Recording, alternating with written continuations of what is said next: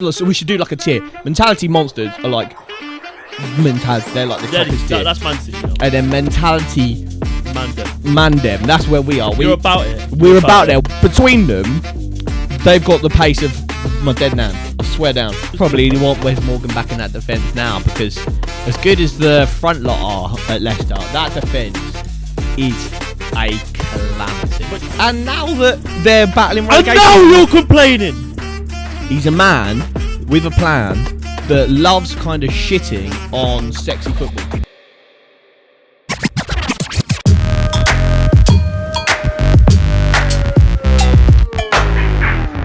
BoreDraw, episode 45. And it's definitely the first time we've done this take. But we don't usually double take the intros, but I don't think we've ever re-recorded anything. Yeah, Luke wasn't happy with what we did, so we're back again.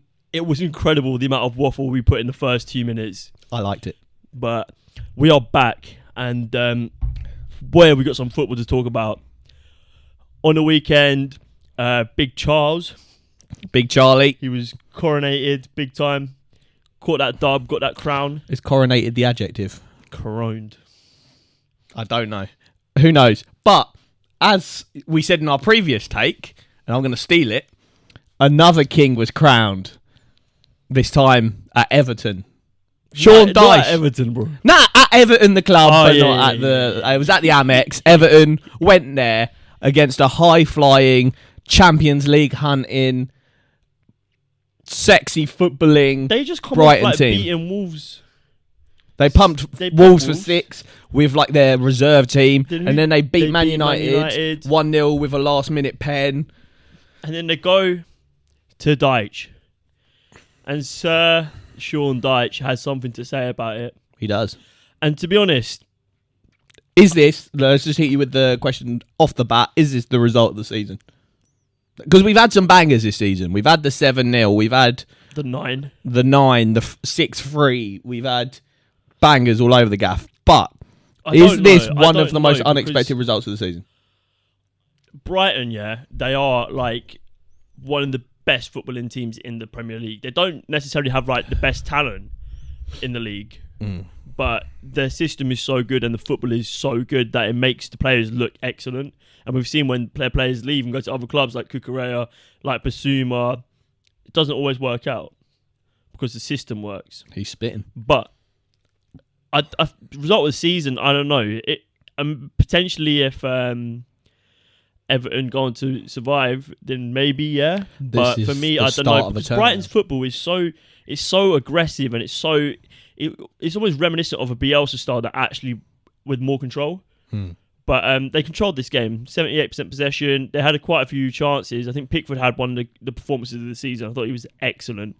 But yeah, I don't know whether the result of the season might be a bit too far, but I think it's up there, you know. I know Liverpool smashing United, and that all happened in the second half. So that could have been like the second half of the season. But this, for me, Everton just came there and were like, we're just going to soak it up and then hit you on the counter. And Dwight McNeil was good. Doucouré was good.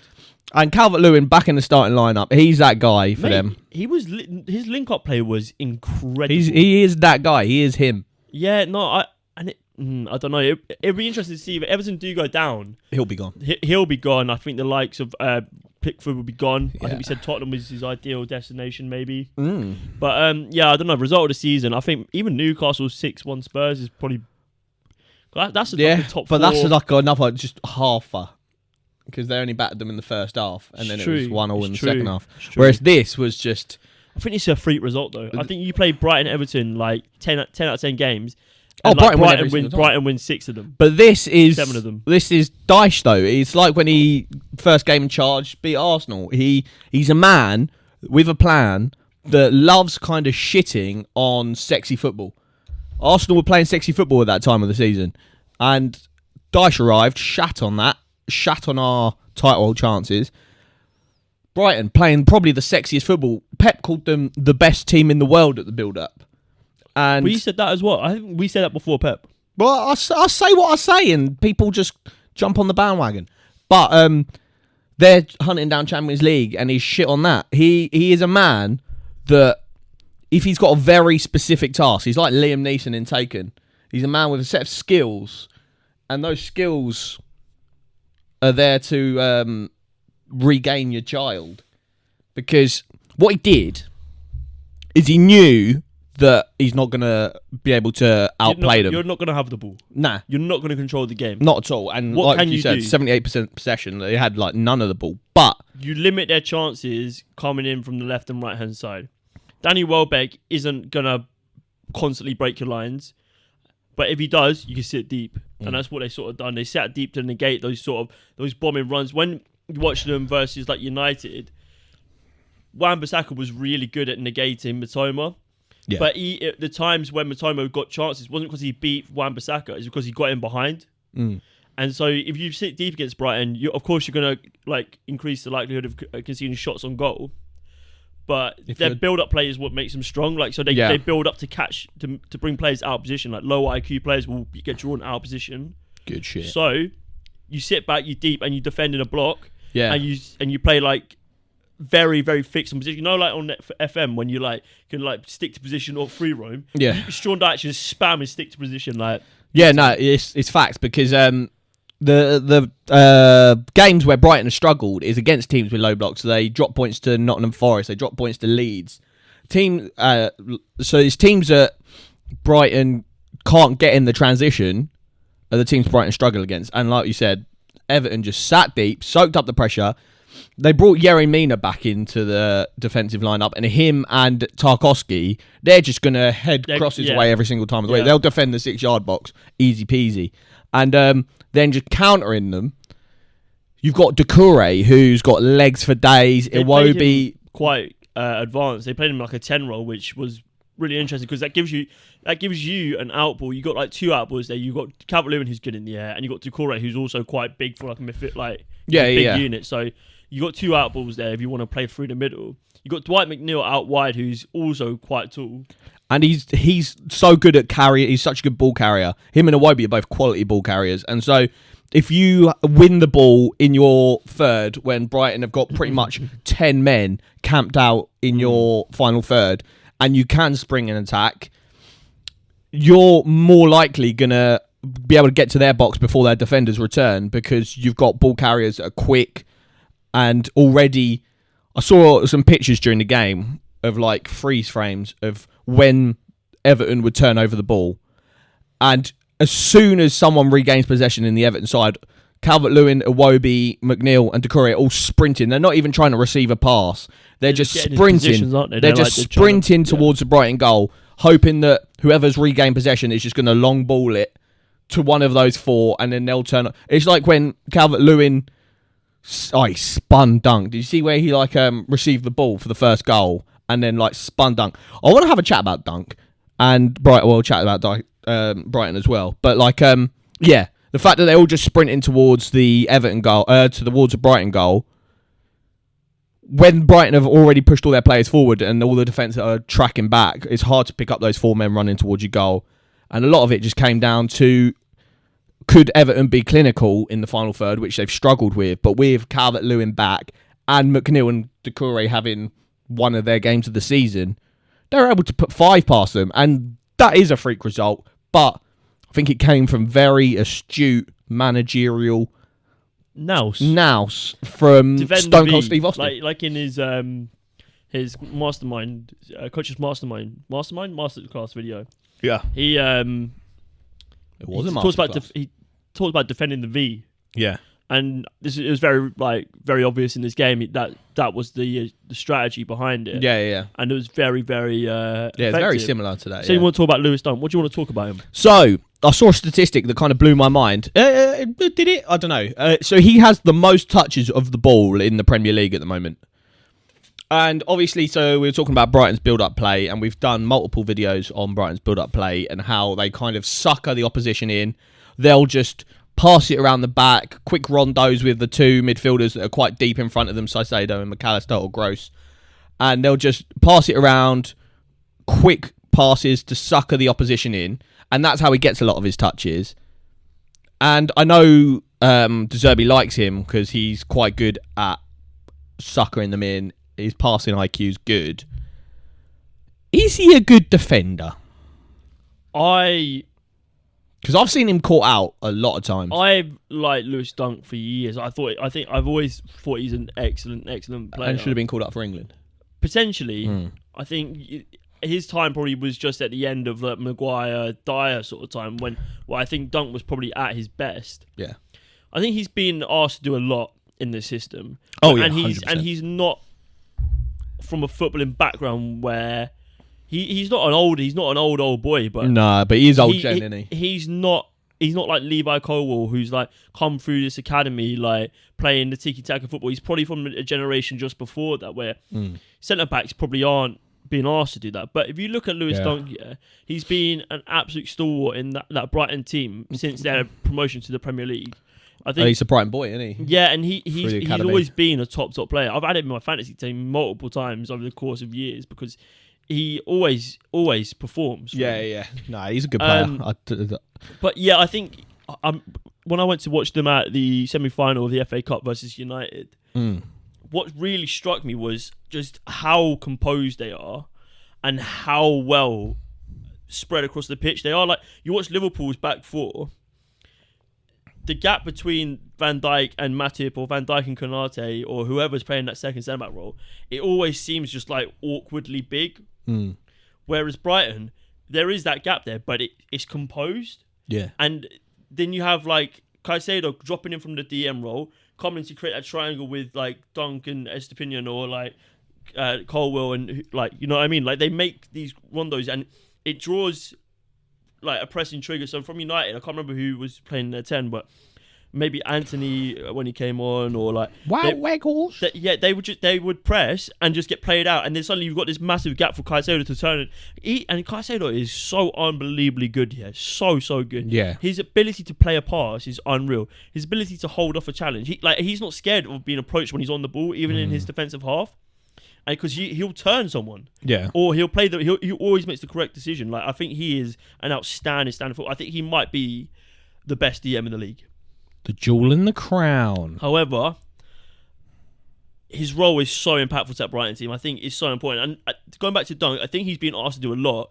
If you had someone of a higher ball playing pedigree than him, I think if you had someone like Lisandro Martinez in that role, he would probably have the same issues, but you'd see more of the ball playing.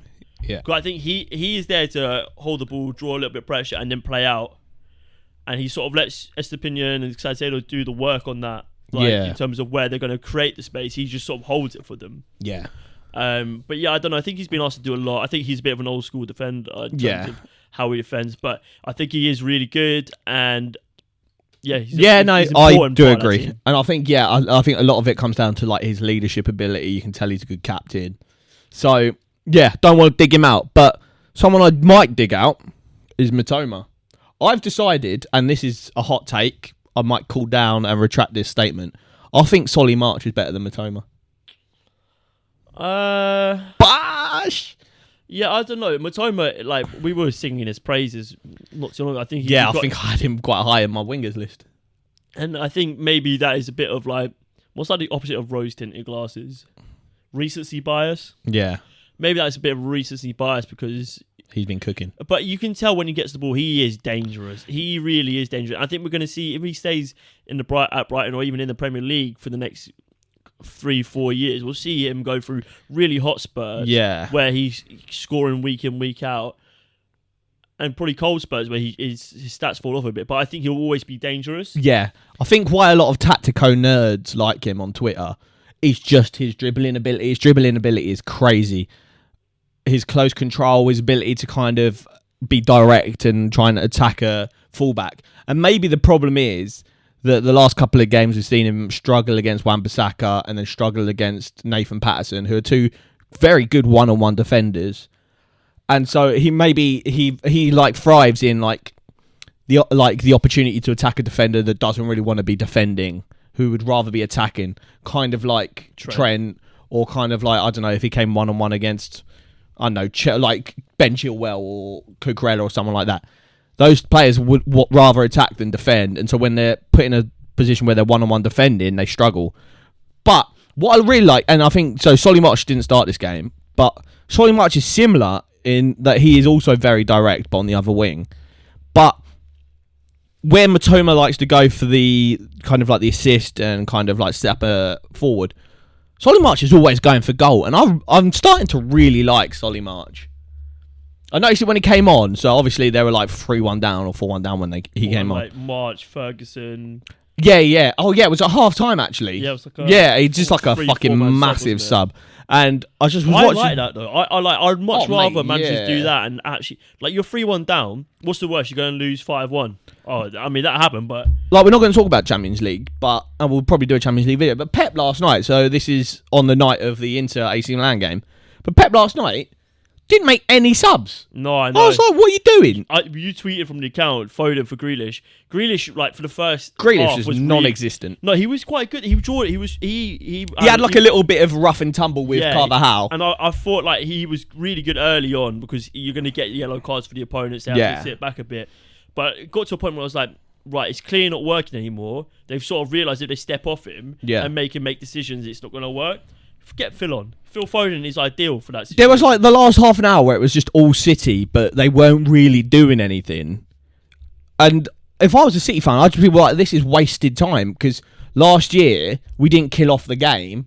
It bit us in the arse. This year we had the opportunity to at least get a win at their stadium. I know away goals don't really matter anymore, but like, just to go back to the Etihad winning would be good, and it was good for my bet, which they fucked me over on.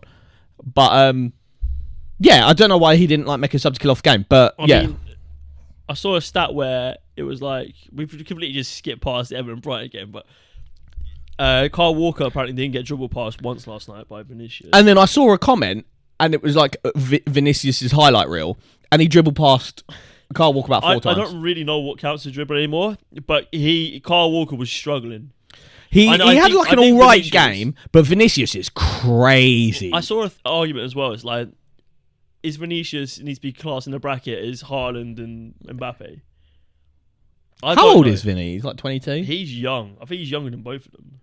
Oh, maybe then. Because my guy is like the definition. Like, we say this all the time on the pod. It's like, we like wingers that are just nasty and direct. He is the definition of that. He just sees any fullback in the world and it's like, I'm going to roast you alive. I think, like, the best front three in the world, like, I don't really know how you make it work having Mbappe and Vinicius playing on the same side, but I'm sure Mbappe could do his job on the right. Yeah, he probably can. Like, it doesn't really matter, does it? But like, honestly, he is electric, Vinicius. And I think I slept on him for a bit because I was thinking, he's just like in a Real Madrid team. But do you know what would be so good for that game last night? Calvin Phillips. Yeah, I think he would have really offered something. Because in the second half as well, I thought Gundogan fell off hard. Yeah, I thought he was obviously really good on the weekend. And I think he was all right this game, but he was ghosting for me a bit. Yeah. And I thought Calvin Phillips would just give... Like, Modric was pressing really hard at points last night. I was thinking, you get Calvin Phillips in there, he's kind of a really good counter press. Like, he gets into... He cuts off those passing lanes, which means that, like, when they go to counter the press, he's in an available position, and then when they try and play out and they get the ball from a press, like they say they win it high up the pitch, he's always in the right position to stop the immediate danger. Yeah. Interruption, man. Let's go. Point on silent. But no, I agree. I think the issue with Calvin Phillips for Gundo is playing in that kind of like split 8 with De Bruyne, isn't he? And like Calvin Phillips probably like goes anywhere near the goal and has no idea what's going on. Asking how he beats Madrid in the second leg. There you go. But anyway, back to Brighton and Everton. I think Brighton... So it's a sticky one still. We got Brighton this weekend, so I'm hoping they carry on that never going to happen. Shambalizing. They're gonna cause you problems. Yeah. Well, I don't know. So we beat them at the Amex earlier this season 4-2, and we actually turned them over. Not gonna lie. Yeah, I don't know. I don't know. They're gonna come back with some. I think Evan Ferguson starts next game. I think he causes you issues. I think he's a really good player. Well, we'll talk about Arsenal next after the break. You know what's going to happen? Solly March is going to come back to bite you. He actually might, and then I'll dislike him. But we'll talk about Arsenal after the break. Yeah, come back after the break to find out about Arsenal. Look at the size of his beard. It's bigger than my head, mate. Let's go. We are back, and it's time to talk about a battle at the top of the table. Arsenal finished the game 2-0 victors against Eddie Howe's Newcastle. At St James's Park. At St James's Park. And Newcastle, they started the game with some venom. Mate, hit the post in like the first minute. Yeah, and I was like, this is going to be a long day. I thought it was going to be problems for you guys because Newcastle, I thought they weren't really as good as they are.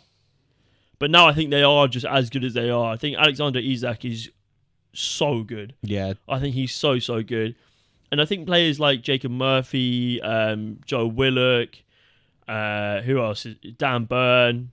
Yeah. I think when you've got a lot of players Fabian Schär, that are like not out of their depth, because that's rude, and like they've done enough they never put it at the highest level. Yeah, they're not like Champions League level players, but once you've got a collective that are like pushing for Champions League, and you've got, let's say, half of them that aren't Champions League players, these players every single week are going to be playing out of their skin because they know if they don't, they might never get the chance. And they might never get the chance again. So Eddie Howe is in kind of like this sweet zone where he's got obvious ballers like Isak, Botman, Guimaraes that are going to ball out because they're at that level. And then he's got the kind of not so good players playing out of their skin to make sure they don't lose their spot in this team that are going places. So he's in a sweet spot. But he wasn't in a sweet spot when Arsenal turned up because last season, this is where our season went. Well, actually, no, maybe the Spurs game before that. But last season at St James's Park, we probably put in the worst performance of the season. We lost 2-0, and it was just embarrassing. Got played off the park. Every single player dropped a stinker. Newcastle just ran over us. They had passion, desire, all that good stuff. And so it was weird that game was at the end of last season, and this game is at the end of this season. Because it provides like the perfect kind of reflection point on if we've progressed as a team. Because last season we needed that result to get Champions League football. This season, yes, the title is probably out of reach, but we needed this result. Or is it? To keep the hope alive. So there was a lot of weight on the last result last year, and there's a lot of weight on the result this year. And this year, you can tell that the boys... The mentality is different, isn't it? Mentality monsters, I'd say. Maybe not monsters. So we should do like a tier. Mentality monsters are like... Mentality, they're like the toppest tier. That's Man City, you know. And then mentality... Mandem. That's where we are. We're about it. We're about there. We're like... All the last minute results we've had this season, going to St James's Park where we got battered last season and getting a result. The Mandem and the monsters is that the monsters don't need last minute winners. Because they're like, we'll just do it easy. And they do it for like 5 seasons on the trot. Yeah. But we're coming. Yeah, maybe. But, wow. Talk about that Odegaard goal. He is dangerous on the edge of the box. He's one of those players that like... So a lot of players get it on the edge of the box and will just fucking try and wallop it and hope for the best. He is like... I will find a corner every single time I get it on the edge of the box. And... Let's talk about him. 15 goals from the number 8 role that he plays. Most goals from midfield this season. If you're not counting like people like Salah and Saka that are like forwards. They're not midfielders. Yeah. He is 15 goals. 7 assists, I think it is. Yeah. I mean, you are almost lucky in the sense that you don't have an out-and-out goal scoring striker. I know Jesus does get goals, but he's not like a Harden figure or an Ivan Toney or someone like that. Do you know what I mean?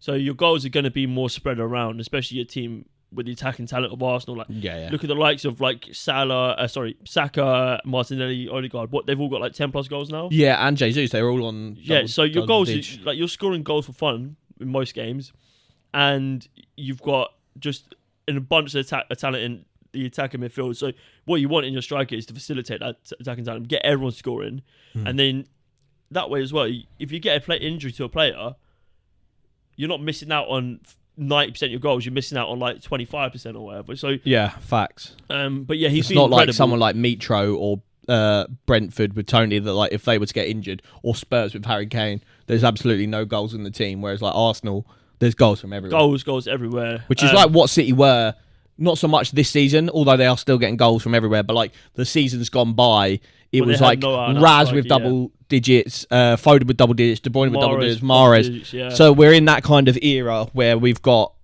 goals from everywhere.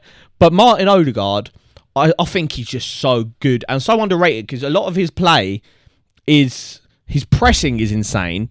His kind of decision making of when to play the pass and when to carry is insane. And then obviously in and around the box, which is I think a aspect of his game when he joined us that I didn't realise was as good as it is. Because in that loan spell that he had with us, he got a few goals, but nothing like crazy. And then last season, it was like nothing meant. But now, I don't know if it's because the team is cooking at another level, but he's adding goal contributions. And that's like the bread and butter in this league. Like, you can be a good player, but if you're not backing that up with stats, what's it doing for you? I mean, the last sort of player that isn't De Bruyne that sort of like contributed so heavily from a midfield position was probably Bruno Fernandes in that season where he was cooking. Yeah, cooking. And I wonder, it'll be interesting to see if it stops at next season or if it's just one-off season or what. But yeah, I don't know. It's interesting to see. But we need to put some respect on his name. No, and if Haaland wasn't cooking like he is Odegaard player of the season? Well, I've seen this argument. I was like, surely Haaland has to win the Ballon d'Or. Yeah. If City win the Premier League, even if they just get to the Champions League final or semi-final, and they win the FA Cup, I think Messi gets it if Haaland doesn't win the Champions League. I don't know, but Haaland is. Haaland has been crazy. Man. He gets Premier League Player of the Season. He's broken all the fucking records. Gets Player of the. He gets the Golden Boot. I don't think anyone's going to get near him. Nah, that's crazy. Might as well give him the Golden Glove while you're at it. But I don't know. The other thing that really surprised me was Jorginho starting over Partey. Yeah, I said we need to put some respect on Odegaard's name. I think we need to put some respect on Jorginho's name. When Jorginho was brought in, I was a little bit like, is he that guy? Does it bring you anything different? And the answer is obviously yes. He's like a tempo man compared to the likes of Partey or El Neni. We've used the term metronome before on this podcast. He is sort of that, and I think especially in a game against someone like Newcastle who's going to press you. You want someone who can dictate, who's a bit more relaxed on the ball. And he facilitates your attacker players as well in a different sense. It's because he's not going to try and join the attack.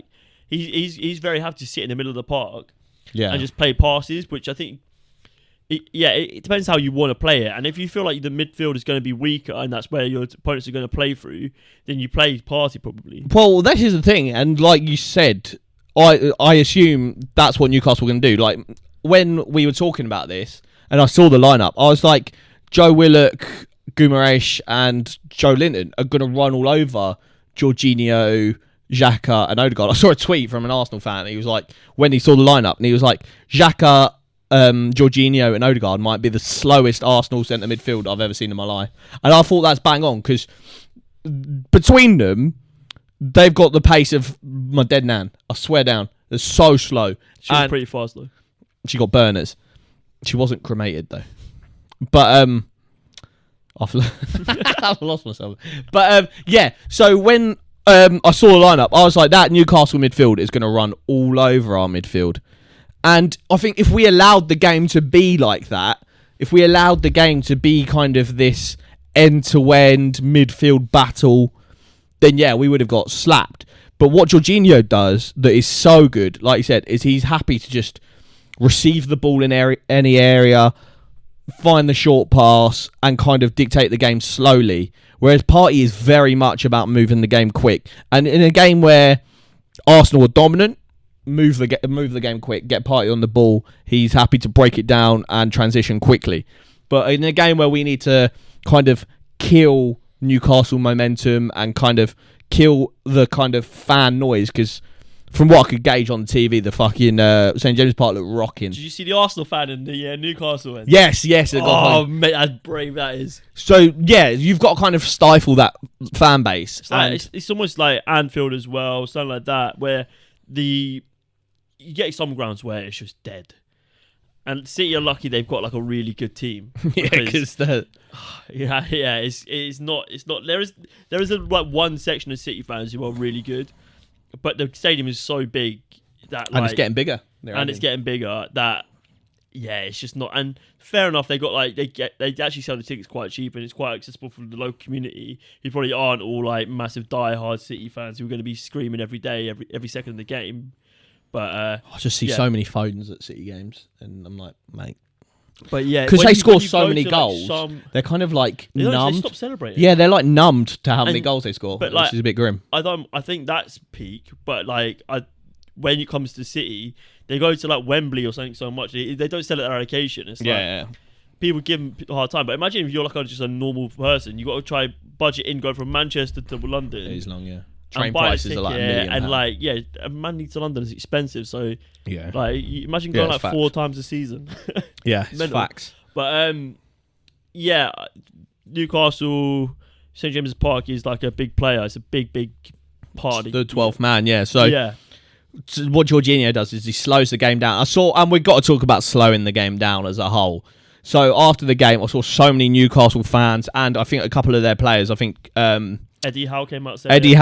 Said we slowed the game down, like the ball wasn't in play long enough. Callum Wilson said that Xhaka was wasting time. Dan Burn, ratings to him, he said, yes, Arsenal were wasting time, but we can't complain because we did exactly the same thing when we went to their park. Newcastle have, and then I tweeted this from the board, or I might have liked it or something. Newcastle, as far as like ball being on the pitch, the most to the least. Newcastle have the ball least. Yeah.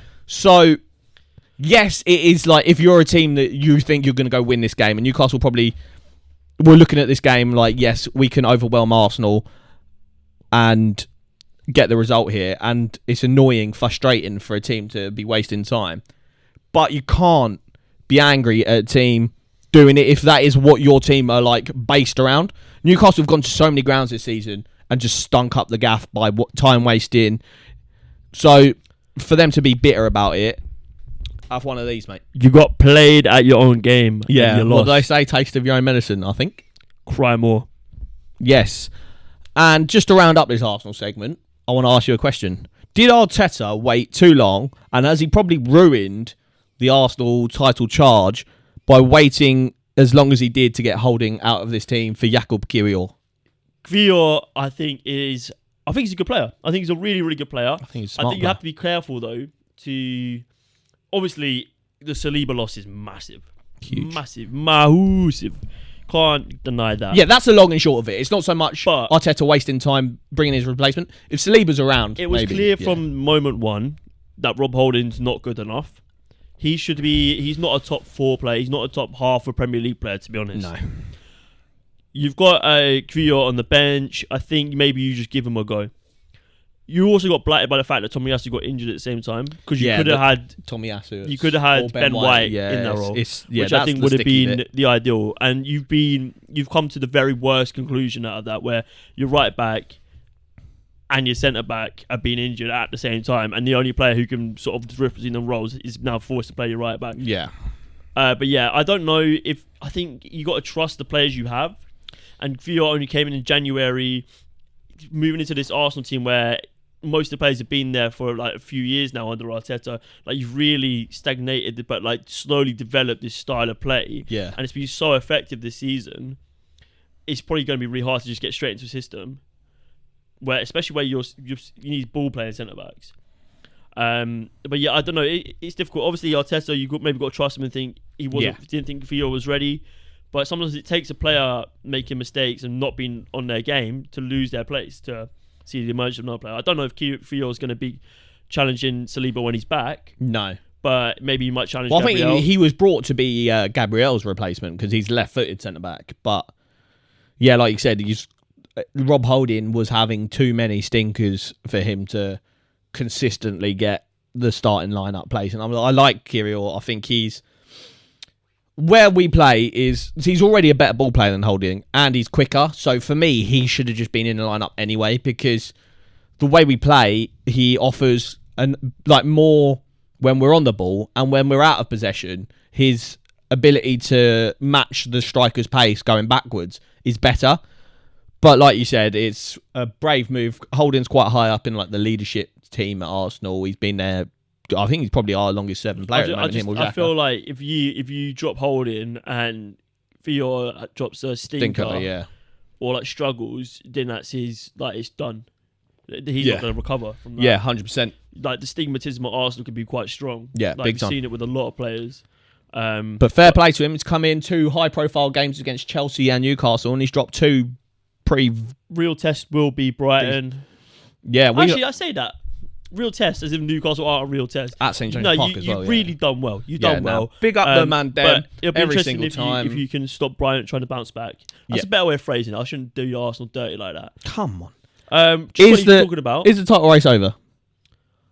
Never say never, baby. Man City have got a big Champions League second leg next Wednesday, and they're coming to. I think Everton are going to Man City, or is it at Goodison Park? It might be at Goodison Park, you know. So they're going away. They are getting Big Sam, so they're not getting stopped by anyone. That's true. The problem is, City, they are too good. They are too good. But I'm still holding faith. But you never write. You can't write it off until like. The only problem is if City drop points against Everton, they still need to drop points one more time. Yeah. 2 draws would do it for you, know. Oh, I don't want to speak 4 points. Yeah, City have. What are they ahead of you? 5 points. Nah. So at the moment they're 1 point, but with a game in hand. So they're okay. So they are 4 points if they win the game in hand. Points on the board is better than games in hand, is what they say. They dropped 2 points. That's it. Could be and we'll just end it on this. So when we were talking about the run-in, I said Arsenal's fixture list was way harder, and it was at the time. But we've gone through, and we've got Brighton left. Of like the hard ones, I don't want to disrespect who we've got left, but once we get past Brighton, I'm pretty sure we only have Nottingham Forest and Wolves. Well, you got Forest who are going to be fighting for their lives, and we'll talk about Forest next, which is a problem. Yeah, and Wolves, who I think are on the beach, but they beat Villa.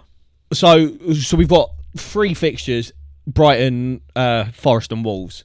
It's in that difficulty probably for me. Huh? That's the difficulty as well. Brighton, Forest, Wolves. Yeah. But I think as a collective 3, that's pretty decent. When Man City, so I think they've got 5 fixtures left. They've got Everton fighting for their lives. They've got Brighton. They've got Brentford, which is a hard fixture. Wait, how have they got 5 fixtures left? Because they got 2 double game weeks coming up. So they've got 2 games in hand on you. Oh, they might have 4. Yeah. So they got Brighton, Everton, Brentford, and someone else. West Ham? Chelsea. So, as a 4, that ain't easy. Yeah, it'll be interesting. So, maybe I'm getting too gassed, and I'm going to shoot myself in the foot here. You've got, they're pointing ahead, and you need them to drop a couple of games. 4 points, really. Yeah. But and it could happen. And you've got to win all your games. Yeah, I think, knowing us, they drop the points and we don't win all our games. That's what I'm thinking as well. But we'll back off the break to talk about a team who are putting points on the board at just the right time. Just the right time. Right-yo. Today, right-yo, mate. Today, we're going to be moving on to a battle at the bottom. Big 6-pointer relegation battle extravaganza. What a game it was. We're talking about Forest 4, Southampton 3. And Steve Cooper's boys are not going down without a fight. They're not. And to be fair to Southampton, Ruben Sellers, I think he's actually done a good job. I think you said this last week. Yeah, I like Ruben Sellers, but apart from annoyingly them getting a result against Arsenal, they drew 2-2 where we scored the last minute winner. And I think a couple when he first got the job, so he was in interim charge. And then they got a couple of results, and then he got that. Normally becomes the case, doesn't it? You get interim, you're slapping it, and then you get the actual job, and you stink it up. Because after he got made proper manager, the Arsenal 1 point is the only point he's picked up. So as much as I like him, they've been there or thereabouts. They need like, points. Pretty much every game they played. But yeah, they never really get slapped. But they never really win, apparently. Well, you can't really win a game of football if you concede 4 goals. Facts. Which is a problem, and they've struggled at the top of the pitch, and they've struggled at the defensive end of the pitch as well. So that sort of leads to the fact that you're going to be near or at the bottom of the table. And this result pretty much cements it for me. They're down. And for them, they're down. Yeah. Like, I don't think you'd have to be bold to be making that statement at this point. No. But Forest, it's a good result. It's worrying, though, because if you can see the 3 against Southampton, it's a little bit... You've got Arsenal coming up in future, and that could be a big game. You're blessed by the fact that Leicester lost. Unlucky that Everton decided to batter Brighton 5-1, which is mental. Yeah. But Leeds as well dropped points against City, so... They're currently outside of the drop zone, which is all that matters at the moment. Below them at Leicester, below them at Southampton, and I think currently below them are still... No, not Everton. For me, maybe Leeds? The relegation battle, it doesn't really come down to the fixtures for me anymore. It's all about the fight. I'm seeing fight in this Forest team. Yeah, agreed. I'm not seeing very much fight in Leicester. Yeah, there's a couple of teams that, like you said, fight. There's no fight in Leeds, no fight in Leicester. Oh, mate, I saw this Talk Sport clip, where a Leicester fan was like, oh, yeah, I'm not going to the Liverpool game. Why? Well, because we're already down.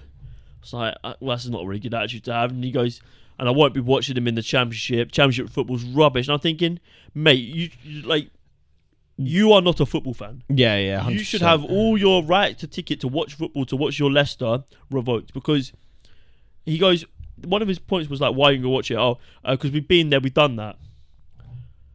You're going to come down next season, and if you get relegated, you're going to have a really good time because you'll be at the top of the Championship. You'll be having really good games. You'll be having Jamie a great Vardy time. Will be going crazy. The Championship goes hard, so do not disrespect the Championship like that. No, agreed. Especially because Leicester fans, they've probably had like the run of their lives in the last 5-10 years. They were a team that have come up from the Championship, of like battling relegation, and then they get arguably the greatest achievement in sporting history, where a team that are touted for relegation win the Premier League, arguably the hardest trophy in the world to win. Movies are less extravagant. Mate, there will be a movie about this story in years to come. So they achieve that, and then not only do they achieve that, and then some teams, they do a great feat and then fall off. They battle and they stick around the top half of the table. They become this kind of big six pretender that are going to try and knock teams out of the big six. On well. They got the likes of Brendan Rodgers in. They saw Europe. They saw Champions League football. They got out of the groups in the Champions League, didn't they? Mate, they won an FA Cup. They beat Liverpool or Man City in a Community Shield. They've had silverware. And now that they're battling relegation... And now you're complaining! Stick by your team. Stop being a bitch. Now they've kind of returned back to equilibrium where they should be. Fans are freaking out like they're some kind of big six team. You're not. You've just been overachieving for the past 5-10 years. No, they definitely have underachieved this season. Oh, this season they are shit. But they shouldn't have been where they have been. So their fans are just getting a little bit clouded about sunny times and kind of... Do you know what, though? To be fair, I feel them a bit. As a QPR fan that was at the top of the table in October... to be literally saved by relegation by the fact that Reading got a points deduction. Sometimes when you have it and it's there and you lose all of it and you end up the complete opposite end of the spectrum, you ask yourself, how did we get here? And that can be demoralising. Yeah, and that happened to you in a season. This has happened to them over like 7 seasons. Yeah, and they've actually won stuff. Yeah, exactly. So like they just have no... Like, you've always got a right to complain if your team are underachieving. You pay money, you're allowed to voice your opinions. But I think... my message to Leicester fans, and ignore throwing all your toys out the pram. Just kind of contextualise it all. We shouldn't tar the entire Leicester fan base with the same brush because it might just be this one wanky fan. But row a pair. Contextualise it all. Because I saw a discussion on Twitter and it was about Spurs, funnily enough. And it was like, say Leicester go down and in the last 7 years or whenever they won the Prem, so they've had a Premier League win, an FA Cup win, and they're going to get relegated, let's say. And the question was posed to Spurs fans, and it was, would you take a league, an FA Cup, and relegation? And a lot of discussion from the Spurs fans, fair play to them, was like, fuck yes, we haven't won anything in God knows how long, we'd take that immediately. And that kind of just puts into perspective how amazing the journey Leicester is, I'm not and being they funny shouldn't like sniff at it. you get relegated, right? It can be difficult to get promoted again. But you look at Burnley, you look at Sheffield United, you look at parachute payments. There's a reason why there's yo-yo clubs, because Championship sides can't compete with the parachute payment clubs. We can't. That is be all end up. You have to royally fuck it up like West Brom have to not be able to compete. Or Watford, yeah. Yeah, Watford would be back up there next season though. Like Norwich should be up there again next season. The same clubs will be the same clubs now, unless you have the likes of a Luton doing what they're doing, even Middlesbrough, Coventry doing what they're doing. Leicester will, if they go down, they'll be back up straight away. I have no doubt about that. Southampton will be back up. The clubs are too big and too well established in the Premier League to not be back in the Premier League. But yeah, that's my 2 cents on it. Back to Nottingham Forest. Yeah, I was going to say, so we've spoken about the two teams that are going down in arguably Leicester and Southampton. Let's talk about Nottingham Forest. I like them. Going back to my point, they got fight. They got fight. Yeah. And I would like them to see success with sticking with Steve Cooper. Oh, yeah, 100%. I can't believe they had to kind of make the statement that they weren't going to sack him, because he's done so much for them in a short period of time. I would like to apologise. Talk your shit. I would like to apologise. Morgan Gibbs-White, I doubted you. I never doubted you. His price tag was hefty. His price tag was hefty. And I said, if you're worth that, then Eze is worth 60 million. And I'll probably still stick by that. I do think Eze is the better player. Ugh. But you're in today's market, that's probably a fair price. You've done well, and I would love to just see you keep balling out. Yeah, keep balling out. Get them successes. He's been my boy since I brought him on Football Manager in like 2018, mate. He's been crazy. He was like a Wolves wonder kid, man. Yeah, let's talk about that assist.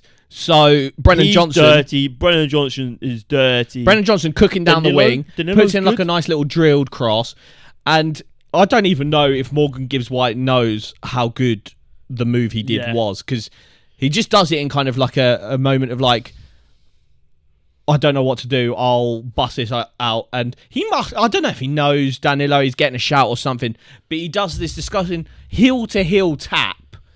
If you haven't seen it, find it on Twitter. I think I've retweeted it from the BoreDraw account. Like, it's so hard to do that, because you've got to get the initial touch, the cushion touch, but with enough power and enough, like, you got to do it in the right sort of angle of foot to get it off your other foot, like where you're not angling as much to get it. It's crazy. And at the speed, the intensity. You're in a relegation battle, you're balling out. I love to see it. Well, a lot of people, so they get the ball drilled into them in the 6-yard box. They're just going to shoot no matter what. Yeah. But he has the kind of wherewithal to know that the Southampton defender is sliding in front of him. A shot's either going to cannon off the defender or he's going to sky it. When you're playing like fives, isn't it? And he just does like the most disgusting back heel to Danilo, who's running in, and he puts it away. And I want to talk about Danilo. So I said a couple of weeks ago, quality signing. Arsenal were looking at him, but because our projects moved on, we didn't go for him, because he's kind of like this project. He's young. He probably needs some nurturing. But he's gone straight into that Nottingham Forest team. I think he's on like 2 or 3 man of the matches in a row. He's good. Really good. So good. And I think for me, the Nottingham Forest, so they finally, a lot of it has been like, we've said they signed so many players and they haven't really figured out their best team. They've found out they're 11 now.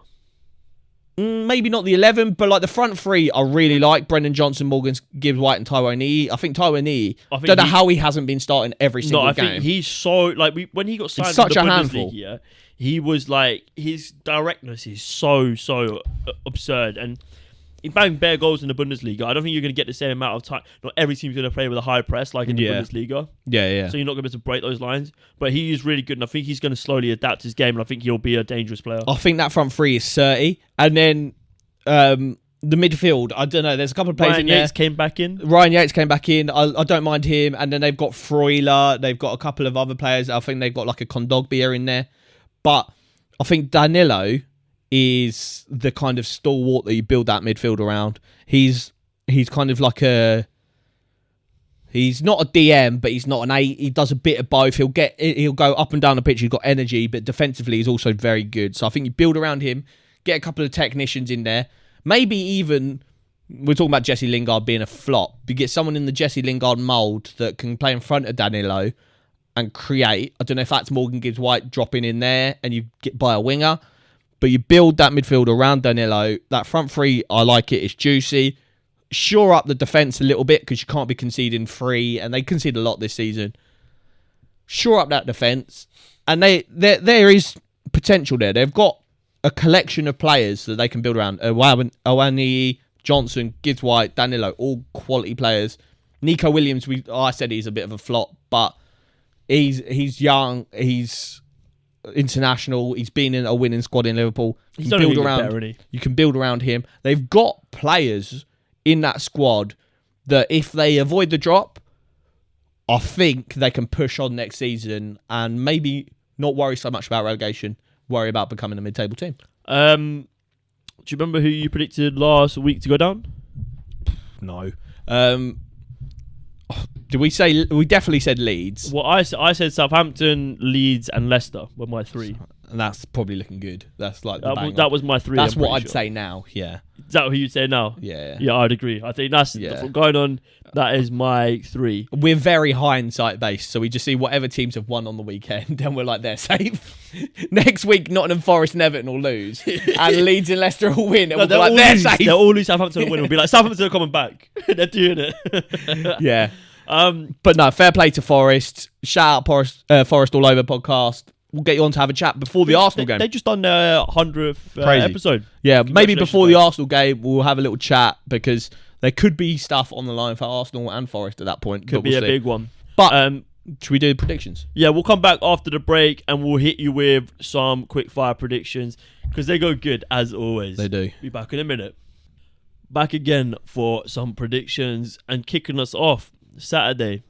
Got Leeds versus Newcastle, mate. Newcastle slap Leeds, 3-1 Newcastle. Yeah, I don't even reckon Newcastle concede. I reckon it's 3-0. I don't know, Patrick Bamford. He's been stinking it up, and I'm a Patrick Bamford fan. I like him. I think he's quite eloquent. He had one good season, man. Yeah. And I think he is genuinely techie. He's hold up play. So bad in the Championship. But, mate, he is...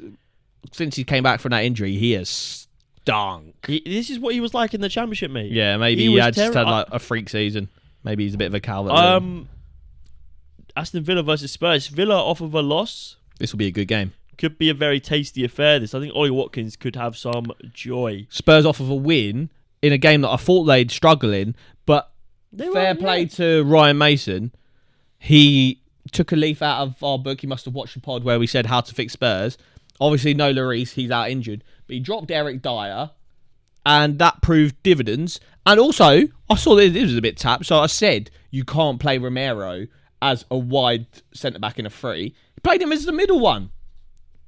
I said you can't have that bozo out wide because he jumps in too much. Mate, so he moved him in the middle. Pulling out from the pages of the Clown School Dictionary, he's listened to the BoreDraw podcast and... he has to. We fixed Spurs. But I reckon Spurs lose this game. I reckon it's 2-1 Villa. Yeah. I'm going to go for a 1-1 draw. 1-1 draw. Chelsea versus Forest. A big game in the relegation battle. I think Chelsea just about secured their safety. Yeah, it's annoying that they got a dub. But yeah, who'd they beat? They beat Bournemouth. Yeah. 3-1. Yeah, I mean, they scored a few goals, man. What's going on there? Yeah, I don't know how they actually managed that. I think Forest will be up for it, but I think Chelsea might build on this, you know? Yeah. I think they might build on it. As much as I hate to say it, I think it might be a 2-0 Chelsea. Yeah, I think Forest score. I think they're off the back of, and they're fighting for their lives. And they probably know a result here. I don't want to say gets them safety, but I think it might get them safety. It gets you very close. I think if they get 3 points here, that is them safe. So I think they're going to come for... And out of their remaining fixtures, I know they've got Arsenal. I can't remember who they've got as their last day of the season, but Arsenal is a harder fixture than Chelsea. So they're probably looking at this Chelsea game as the one they've got to go for more. I think if they get a point, you know, it's a good... I mean, points on the board is points on the board, but... Yeah. It's a sticky one. I do reckon 2-0 Chelsea. I do reckon Chelsea win, but I'm going to go 2-1. But I do hope Forest win. I hope Forest win as well. Palace versus Bournemouth. Bournemouth, who have been doing really well lately. Obviously, just probably beaten by both Chelsea. On the beach now, aren't they? Yeah, not too much going on here. For me, I think Palace at Selhurst Park cook a little bit. And we saw that in the game against West Ham previous weeks, where they did quite well. No. What was their last week? Oh, they lost to Spurs, but they were away. I'm going to go 1-1. Do you know? I think Will Zaha's got to have one big game before he leaves. Yeah, we haven't. We should do an episode about people that are on their way out at the end of the season. So we could talk about Harry Kane, Zaha. I don't know. But for me, I think Palace will do something. I'm going to go for 2-1 Palace. 2-1 Palace. What did I say? 1-1. Man United hosting Wolves. Man United, they need to buck up their ideas because as much as they got games in hand on Liverpool, I think they got one game in hand on Liverpool. Liverpool are coming. Liverpool are surging, and Man United need to get some points on the board to secure that Champions League spot. Man United have lost more games this season than they did under Ole Gunnar Solskjaer in his previous season, right? Well, let's fucking talk about that. I didn't know that. Yeah, and I think they are slightly better on points, but I don't know if the football is that much better. Yeah, I think it's a sticky one. I don't even want to talk about Man United, but I think they win this, annoyingly. I think they 2-0 them. I think I'm going to go for a 1-1. No, I'm going to go for a 1-0 United. Yeah, 1-0 United. I think Man United do it, and that'll be, I think, probably Champions League for Man United. Well, I don't know. Southampton versus... I think Liverpool 1 point behind them. So, I don't know the games. Liverpool do it. Yeah, Liverpool, I don't know the games. To have the stinkiest season ever as still top United's good season. That's actually, like, damning on the state of, like, the teams battling for Champions League. Well, if Liverpool can start their season in January, do you not think next season the top two is going to be Liverpool and City again? No, I reckon we'll finish above Liverpool. Do you think so? It'll be interesting. We'll talk about it in the future. Season 2 coming soon. Yeah, Southampton versus Fulham. Big game for Southampton, but is it because pretty much already? I thought Fulham were on the beach until they absolutely turned over Leicester. Well, they turned them over and then they conceded 3. yeah, it was weird. So yeah, but Leicester have got that though. Leicester have such. They're a shite team, but they've got some players that should be nowhere near. Southampton's squad is not good. Yeah, Leeds' squad is not good.